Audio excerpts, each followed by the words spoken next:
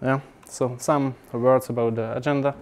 So the first topic is the unit testing itself, and I'd like to say some words about the main concept, about the terms, because there are many terms in the testing, and how you can do this, and when you should do this, because sometimes you don't really need to test.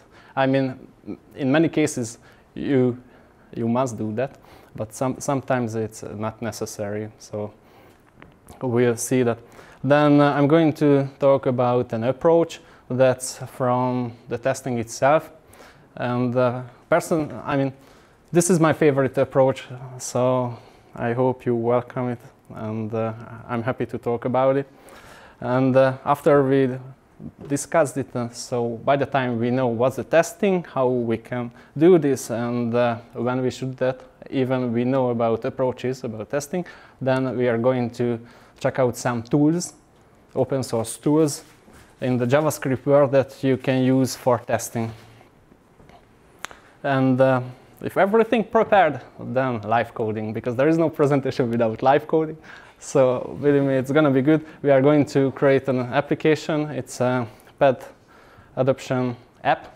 It's really a quick app, but I'm sure you are going to enjoy it. And through the live coding, I will show you how you can really write unit tests in a BDD way, and how you can test your application with one of the most popular JavaScript framework in the open source world, and we'll see the best practices.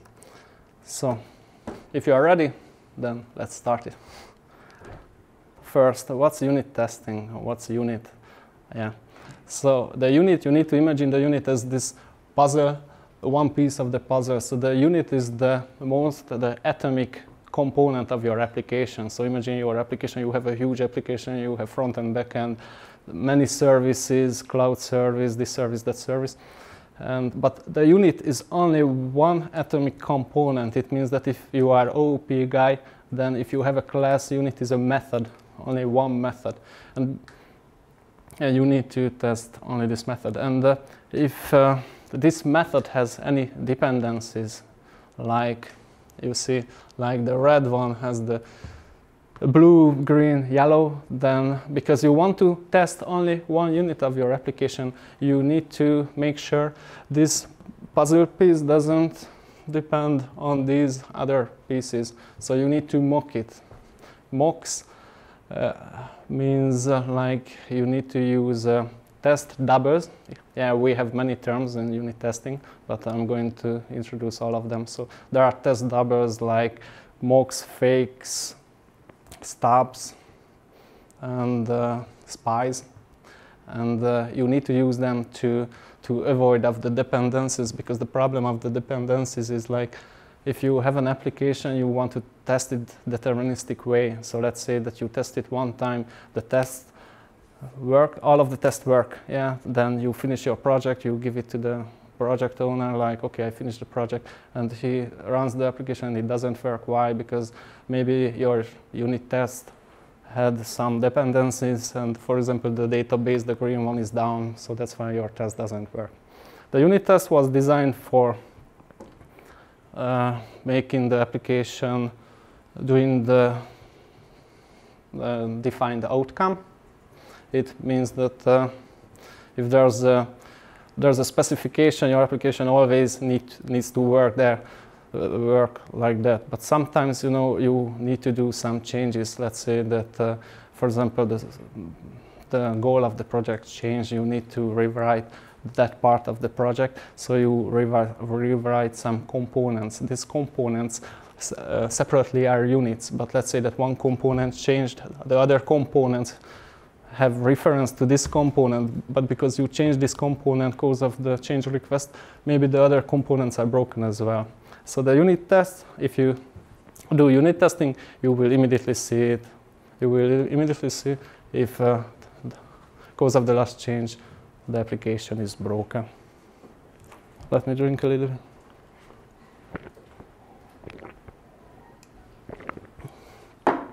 So the unit testing is about it. Let's back to the mocks. So the tools that you can use for avoiding of the dependencies is like mocks, spies. I'm sure if you are deep testing guy, you have already seen it. For example, let's mention a JavaScript framework. It's called Sign-on.js. You know Sign-on? You used it? No? Yeah, so if you use Mocha and you use Sign-on, you can find the concept of mocks, spies, and stubs. Actually, the funny thing though, some of them can do same, but different concepts. All of them is called fake. The fake is the basic concept of testing. You need to imagine, like, if you have a service, let's say that you have a payment service, and of course you can test the payment service like you always, you know, just buy something and check, okay, come on, it went through the payment service. So you need to fake the service itself, like it always returns with HTTP 200. So that's the fake itself. In unit testing, the fakes like spy, if you use spy, you want to check, like if you run a test, then this red puzzle piece was invoked with these parameters. So the spies like fake methods, and the main responsibility of them to check the function was called with these parameters, etc. The stubs, the responsibility of the stubs is to return with fake value. So if you fake some provider, let's say, you don't want to always you know, fetch the data from the database, because it takes so much time and it's impossible to do that. Sometimes the database, you know, it's let's say that upgrading, so it's not available. Then you can use stubs, and the responsibility of it to when you do the testing, then it will return with the data from the database, but not from the real database, with the predefined data. So your tests will be deterministic and will always show the same result. So you are not dependent on the database. And finally, the mocks. The mocks can do like the spy does and like the stub does. So it can check the parameter and can return. It's really complex, and it's used for a bigger predefined test case. So if you need to check only parameters and the invocation, what's happened, then you should use spy. If you'd like to return only with a value from a service, let's say, then you can use a stub. And if you want to check both of them, then you can use mock. But mock is the last one because it can overspecify the test. Yeah, so now we know the testing. How is it going? So let's say how you can do this. The testing usually done by using testing frameworks. I'm sure you have already heard some of them. In the JavaScript world, the most popular testing frameworks, test runners are Mocha and Jest. I'm going to introduce them for you, and I will compare one to the other. So if you use test frameworks, then it's easy to test. I mean, the testing itself is easy if you have good tools for it. So you need to find the tools. In JavaScript world, it's different. Like if you work in the Microsoft world, because in Microsoft world you have a specific environment, so you get everything out of box from the IDE, whatever. In JavaScript world, you are free to choose between these frameworks. And the tests are run from the IDE usually, but here, if you use, let's say, it's not that straightforward because I work with VS Code. You work with VS Code? So if you work with VS Code, that's my experience. So you must know that VS Code is not for a specific language. So it's a generic IDE. So it's hard to run a test from it because VS Code itself doesn't know that, okay, you want to run PHP tests, you want to run JavaScript tests, so you need to add some frameworks. But which framework? The framework depends on the test runner. The test runner is a third party, so you need to gain some experience with this to choose the best environment, the best test runner, the best framework, and other tools. But don't worry, because I'm going to show them to you. Yeah, and so that's it. By now you know about unit testing, you know about frameworks and how you can run it. So the big question is like when you need to write unit tests. According to the project manager, usually always, but for yesterday, you know, and so there is no extra time. There is no extra time for doing unit testing, but so the quick answer is like you should really always do unit testing, and the reason is like you need to test your application anyhow, to be honest. Yeah. So usually, if you have a small application, how you test it? You write some components, then you press, let's say, F5. Your application is running. You go through the application in the browser and look at that. Does it work or not? It works. Believe me, I did this one. It really works until 10 components and until the first change request. The problem is that if you have a really big application, let's say a really production application, then you can easily find yourself with that 101,000 components. And so far so good, so you have 1,000 components. But the problem is that when the first change request arrives and you really need to rewrite some part of the application, then it's pretty hard to manage, because if you have 1,000 components and it's not tested only functionally, I mean, you go through and click in and it works, okay, it can go to prod, yeah, we say, then it's okay. But if this red puzzle, let's say that it went red, I mean, it doesn't work, then the specific part of the application is broken, and you can check it through through smoke tests. You can check it through functional tests, but it consumes so much time. So, and we as a developers, we are usually lazy to do this. If you have a tester guy in your team, then it's okay. So he can do this. Yeah, of course, I did my work. He will finish it.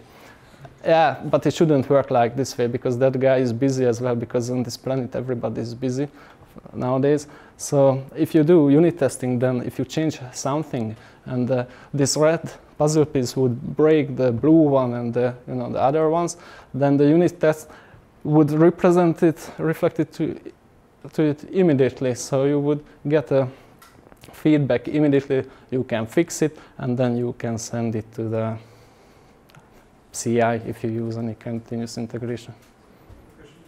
What was your experience about code coverage? For example, when you mentioned that code coverage? Yeah, like if you now say you have 1,000 of components. It's really questions, but that's we picked up on the recording. Yeah. Can you keep the question until in the end, if you can remember? Yeah. I mean, I'm really happy for your question, and I'd really like to ask everybody to ask, because this is the time when you can ask about unit testing, because usually nobody speaks about it. And but you can do it at the end of the presentation. So don't forget it, just note it down, or you can write me. Yeah, so that's the reason why you should unit testing, to avoid of the wasting time when your project is really big. Other case when you shouldn't do unit testing, because we need to talk about this part as well. When let's say you use OOP and you have some design patterns that makes it impossible to test. I mean, it's not impossible, it's never impossible, just you need to work around, but that's it, it's so much time. Then we all know about these patterns that makes it really hard to test. Testing is not about only unit testing, so we have multiple kinds of testing. Unit tests are the biggest part of your application. So it should be the biggest part of your application, because the whole application, yeah, consists of units, and all of the units should be tested. Yeah, but then let's say if you check if you check your application per unit, then it's really good. You can really make a huge code coverage. Let's say it's impossible, but let's say that 100% code coverage per unit. The problem is that if you run your application and when these puzzle pieces are connected, maybe you checked it separately, like unit per unit, but if you want to use it in production mode, maybe these units doesn't really fit together, or you have an external dependency that you maybe mocked, so you used some mocking code, and your external dependency doesn't return with that data that you tested, for example. So that's why there are integration tests. Integration tests is for external dependencies. You can test the database, etc. And when you tested the database, it's still not sure everything works well, because let's say that you have your desktop application. Yeah, good old times. So you have the desktop application, you have a web application, and you have a mobile application as well. So all of them uses the same database. All of them was tested. Everything is unit tested. Everything is integration tested. And then, let's say that somebody accidentally does something on the mobile that the desktop application just can't handle. So that's really bad. So we have end-to-end testing as well when you test everything together. So my favorite approach, BDD. BDD is from TDD, and TDD is from unit tests. So actually, the BDD combines the practices and the principles of DDD, and combines the practices from the domain-driven design. You are familiar with DDD? We have these really good abbreviations. So domain-driven design, the main point is like you write your backend around the domain, so the customer can understand that the objects are represented represented as business models. BDD says that basically you do TDD, but in a ubiquitous language, so the customer can understand your application through the tests. So when, let's say that at Scalable I mentioned rapid prototyping. Doing rapid prototyping is the best thing ever. So you always get new concepts. We are so innovative, and we work with the cutting-edge technologies. So imagine one day a client steps in, and he has already some businesses and has some capital for new ideas. The vision of his new application is not clear yet, so we help him in the designing. We have UX team, UI team, every team that you can imagine, front and back end, whatever, mobile team. And when the client specifies the requirement of the application, usually you get it as user stories. So we have user stories as well, but it's much more easier, at least for a developer, and I will tell you why, but for everybody it's much easier if the requirements are worded as a test as well. So it's because, imagine that you get the requirements as tests, and you just need to satisfy the test writing Vue.js code, so you don't need to do anything. It's easy for you because you see what's the exact requirement. It's easy for the customer, the client, who doesn't understand programming, but if look at the code, he sees the tests, and it's easier for the new guy who just jumped to the project and never seen the domain before, just read the test and understand the project. So BDD is BDD is a development process, yeah, that combines the TDD and the DDD. So we have so many abbreviations. Yeah. So I really like it. And I mentioned that mainly it's test-driven, so you can do it like the first phase. In the first phase, you specify the requirements as a test. It's English using English sentences, so everybody can understand it. And then these tests will fail. Then you need to implement the code itself. So you start with the test first. You implement the code, and then these tests will be satisfied. And so you will go from the red to the green phase.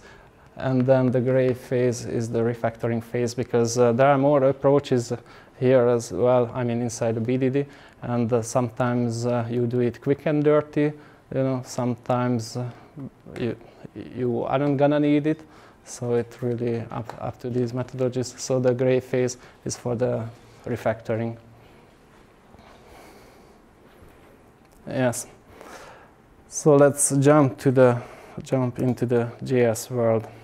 So let me introduce two of the biggest test runner frameworks. One is the Jest from Facebook. Other one is Mocha with Webpack. So actually that's two different frameworks. Yeah. So as you see, nowadays Mocha is more popular. So the two things, the Jest and the Mocha, is similar, so they have the same responsibility, but they have a different concept. I mean, both of them is universal testing framework and open source, so you can read the code, you can find them on GitHub if you want, and they support promises, so you can do async testing.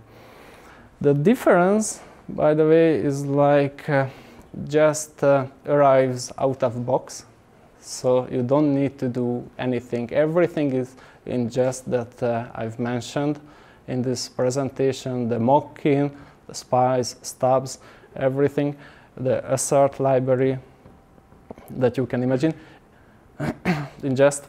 In Mocha, you are free to choose your own assert library, you are free to choose your own mock-in library. Let's say that you would like to work with the mentioned sign-on.js, you are free to use it. Yeah, so the differences. Let's go to Jest.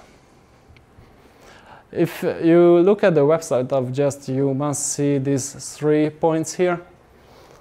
So it says that it's developer-ready instant feedback snapshot. So what does it mean? It means developer-ready because it's out of box, so you don't need to install this framework. Instant feedback means that it has a really cool watch mode. If you ever used Mocha with watch mode, I mean, it's awesome, but then you never seen just watch mode, because it's interactive. You can filter for tests. You can run only the failed test or only just the test that changed. And another good feature of Jest, you can do snapshot testing. Snapshot testing, maybe it's a new term for you, but you need to imagine, like, there's a functional tester who sees your work first time. So what he does, he will open the UI plan. Let's say that in a design opens a design file, and will compare one to the other. The first thing that maybe the functional tester will see is like, okay, there's a button in the UI plan, in the UI design, but this button was not implemented in your work. So actually, this is the frame snapshot testing. So like, take a snapshot about the current phase of the website. So serialize all of the content at once, and then the next time when the tests run, compare to the current phase of the website, like if you compare the HTML, the output of the website, to the snapshot, and if it's different, then your test will fail. So it's a really good stuff to maintain your application and track, like, is there any differences between the outputs. The Jest tests run parallelly. The Mocha tests don't run parallel, but you can make them parallel using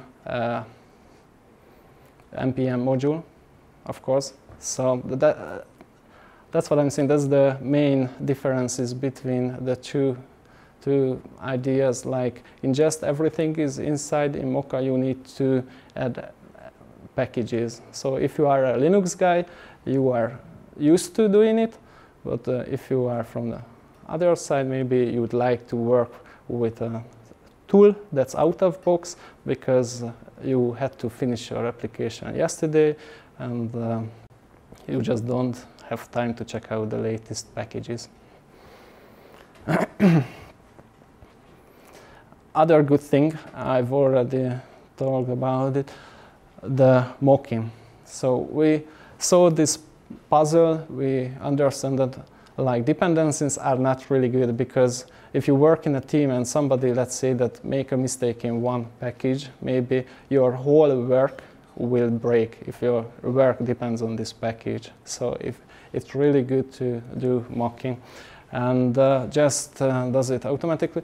You have multiple way how you can mock your dependencies, but even you can mock npm modules. So let's say that you use some npm module, then you can mock it. The module will return with your mock, and then it will act like how you would like that. And the big brother, Mocha. Mocha is the big brother because it was, I guess, 2 years before Jest. So nowadays it's much popular. You have multiple, more tools for Mocha. Personally, I used Mocha more times than Jest. I usually use it from CLI because I haven't found a good tool to run tests for VS Code. So I just pop up a CLI window and run the test during the development. It's flexible, so you can use whatever assert library that you'd like and mocking library. There are no constraints. And one advantage of it is like if you test Vue.js applications, then you have a Vue loader. The Vue loader will load the styles. So by default in Jest you can't test styles if you'd like only inline styles. So if you use Mocha and Webpack, it will use the Vue loader, so you can test these styles as well. So now I've already told about it, so let's live code a little bit. So let's imagine that we have two bosses. One boss is Bob and the other one is Bob. So they will tell you the task in a BDD way. And the task is like develop a pet adoption website. It's a kind of easy website, but it's perfectly fits for our requirements. So we have only two user stories. Like as a user, I want to see the list of adoptable pets so that I can choose the cutest one. I think it makes sense, so we understand. And as a user, I want to choose the pet by clicking on the adopt button so that we can adopt it. So first, let's design how we would implement it. Because this is a really easy website, we can do only two components. So let's say that there's a pet, like Toby, and Toby includes a component like profile. So Toby has a profile, and all of the profiles are, let's say that in the app view. A Vue component. So now I open my favorite IDE.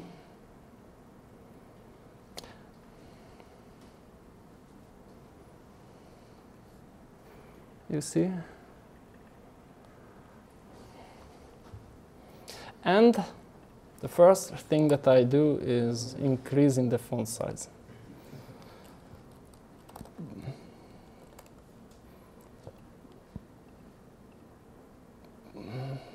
Let's say that it's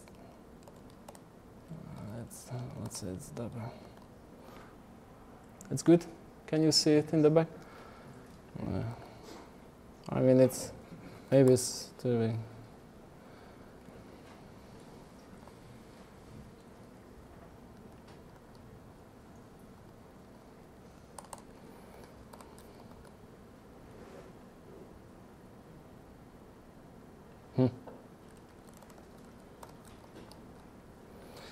Okay, so good to go.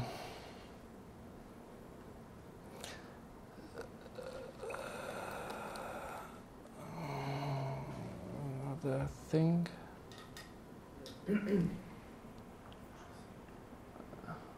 Okay. So, it's not good from the camera perspective, but my screen is extended. So I should see it to talk about it. Can you blow it up even more? Or is it not possible? I mean, I can go to the other side of the table, but in this case, the camera will record my back, if it's not a problem. No, I mean more the fonts. Can you go even? Yeah, I can.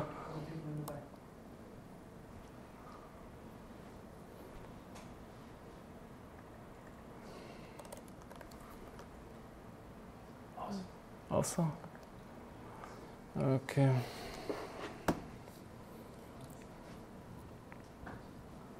And just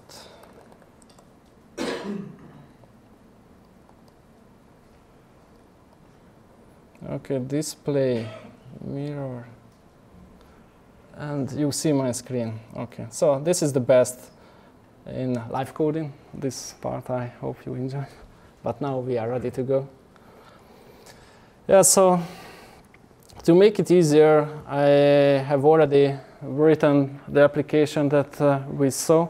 So if I run it, actually this one is running. So if I open it in a new window and say that localhost 8080, then we'll see our application. Yeah, and the dogs are there.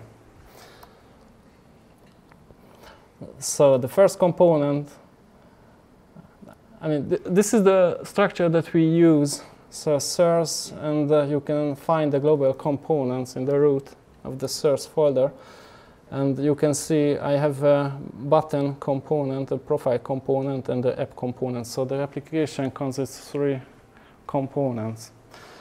Because we'd like to do BDD, then the first thing that we need to do is to define the specification according to the user story as a test, as a requirement of this application. So, because my button is really an easy component, then so actually you don't need to be full, so you don't really need to test everything during your project, because if there's a component that's really easy, you shouldn't start with that.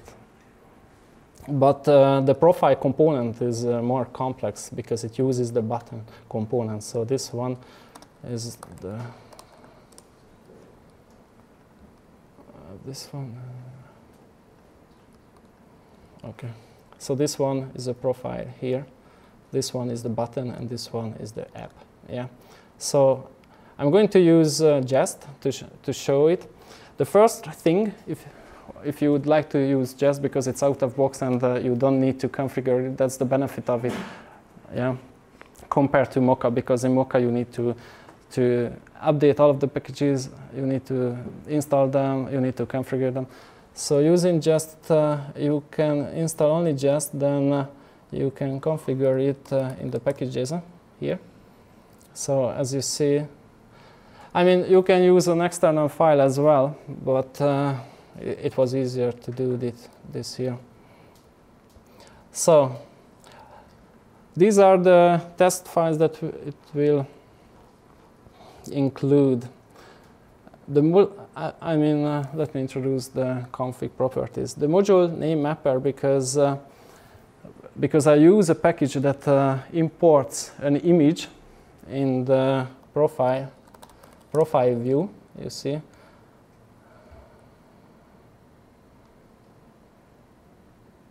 Not here. So now I use a live service because I wanted to mock it, but before this one I used the static image. And if you use a static image in the project, we use it through external module, and we can include the package itself as a module. So if I go to the asset, I can include the POV JPEG, and then I can pass it to the image if I'd like this. You see? So if you do this, the first problem that I met is like just try to understand the image file itself. The image is binary, so it can't understand it, but it tries, so your test will fail. So you need to tell to just like, okay, if I import, because we talked about that everything is mocked by default, so just try to understand everything by default. So if I import an image, let's say that JPEG, then please mock this image using this JavaScript file. So the import statement will return with the content of the image mock.js. There's a convention. It looks like a Python code if you did Python, like underscore, underscore, mocks, underscore, underscore. So you can place your mock files inside it and just will look up it. Yeah, so if we look at the file, you see it will return only with the path. Actually, the node module that I used for loading image did same. So I can even mock load modules. These are the paths that are ignored, so just won't deal with that. And this option is for the snapshots, because just will serialize my website, and because I use Vue.js, then I need to tell to just like, because that's a generic JavaScript testing framework, I need to tell just, okay, my website written in Vue.js, so please use this package to deserialize it, to serialize it. Yeah, and if you'd like to use TypeScript, as we do, then you need another package. So I didn't say that you don't need packages for Jest, but many tools out of box. But you still need to install some stuff if you would like to use custom, third-party tools. Or if you'd like to use TypeScript, let's say, then you need to add this one. And you need to add this one to the config as well. So our project is configured, so we can visit the profile view. We use Vue.js with a class-based style and with JSX. So at the company where I work, that's Clable, we try to use Vue.js in a framework agnostic way. So it means that if you are new to this world and you will start to work at our company, but you did React before, then you shouldn't have any problem to use it, because the code that we write really similar to React. So if you look at the code, so we use JSX and the class OOP style. So this is the profile component. First, as I said, if you use BDD, you need to define the test.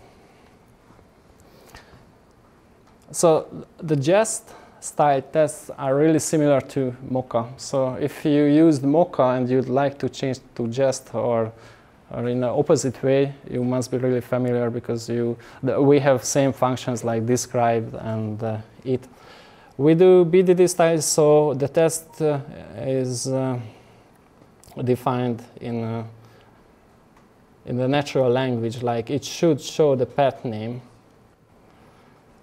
And first, let's say that because I pre-write the test, let's say first the path name is here, but if I remove this line of code, then you can see at the bottom the tests are running and the code failed immediately. It means that I broke the specification that we agreed in, because the component should show the name of the path. So this is that I mentioned, like you can really quickly see if you did something wrong, your code will give you an instant feedback. So if you push, you can really be confident you won't break anything. And yeah, there is an external package for VS Code for Jest, and to be honest, it's awesome. Really, I really love it. So you can run tests from the IDE, and you get back some feedback from the current state of the test, if it failed or not. Because we fixed it, then we can save it. So the test's running down again, and it still failed. Yeah, the snapshot failed. So the snapshot, so let's go to the snapshot. The snapshot was taken yesterday, and since then the code has changed. So if you take a snapshot, then your component is serialized and saved to the text file. You can find this text file in the snapshot folder. You see on the right. So this is the profile component, and as you see,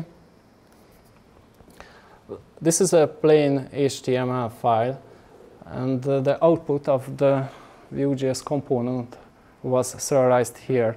And since the last run, something changed, and the code compares your current output to the snapshot, and it notifies you, okay, your output of this component is not like that, like it was yesterday night.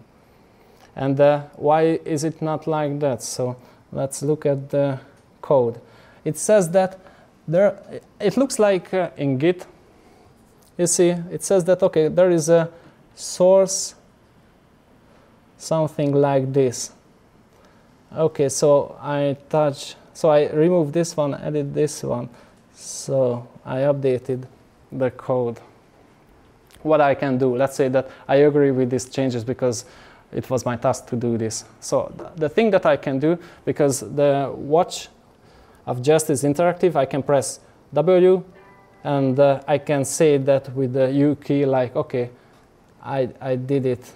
So let's update the snapshot. And if you click if I press U, then you can see that the profile space will be updated. 5 minutes left, do you manage? Yeah, 5 minutes, that's good. So back to the profile. So one thing to mention, if you include your component, there are two ways to include it. You can mount it using its dependencies, or you can mock the dependencies using shallow mount. Shallow mount will mock all of the children components. So actually the idea and the concepts are the same that I mentioned. You don't want to depend on other components, because let's say that if one subcomponent fails, then you just don't want your test to be failed as well. So you can pass probes and parameters using the second argument of the shallow mount, and you will get back a wrapper like this. The wrapper is from the Vue.js test utils library. So we have a test utils library for Vue.js that makes our work really easy. And after that you mounted your component with a wrapper, you can use the same style like in Mocha to assert. Like if you use Mocha, you know you can do it in a BDD way like now, but using dots per words. In Jest, it's one word, and I just like to say that I like it better because it's easier and it's more, you can easily trace back. Everybody uses in the same way. Other feature of this, you can even, if we look at the, I replaced it with the static image. So we can use user interactions as well. So let's say that you'd like to test the user click the button. Then we can use this interaction by invoking the click on the button. So first, we need to find the button in the component. So the component is the profile. We got back a wrapper. Then we need to find the button. We agreed in that the profile is like this. Then we got back the button. And then we need to just trigger the click event on the button.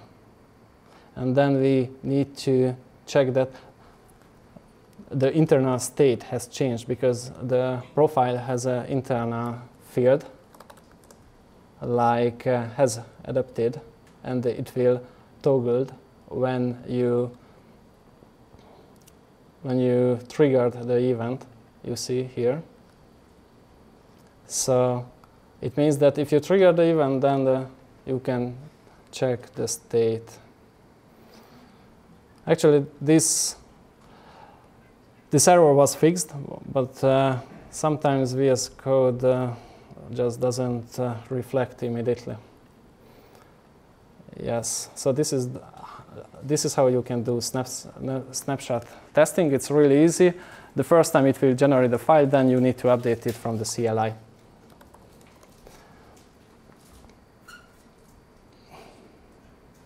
If you'd like to test your store, then you can mock your store as well.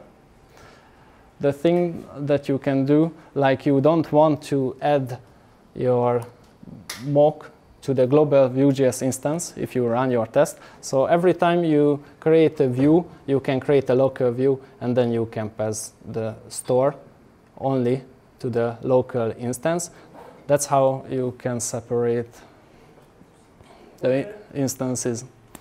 So actually, it's a really big topic, and I like to say a lot about it, but really feel free to ask me after my presentation, because unfortunately I didn't have enough time, but I could talk about it until the morning. So I hope you enjoyed it, and if you have any question right now, just feel free to ask me.